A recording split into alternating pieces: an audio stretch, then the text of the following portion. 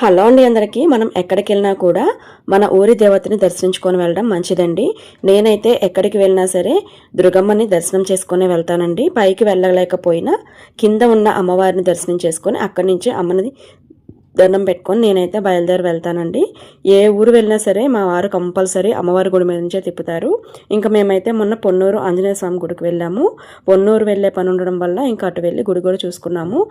స్వామివారి గుడికి నేను ఇదే ఫస్ట్ టైం వెళ్ళడము, కానీ మేము వెళ్ళే టైంకి లేట్ అయిపోయింది, క్లోజ్ చేసేసారు. ఇంకా బయట నుంచే దండం పెట్టుకొని ఇంకా స్వామి బొట్టు అయితే పెట్టుకొని వచ్చానమాట. అసలు గుడి అయితే చాలా బాగుందండి. చాలా ప్రశాంతమైన వాతావరణంలో చాలా బాగుంది. ఈ గుడిలో శివాలయము అలాగే వెంకటేశ్వర స్వామి గుడి కూడా ఉందండి. వెంకటేశ్వరుడు ఆంజనేయ స్వామి అవతారంలో ఉంటారు.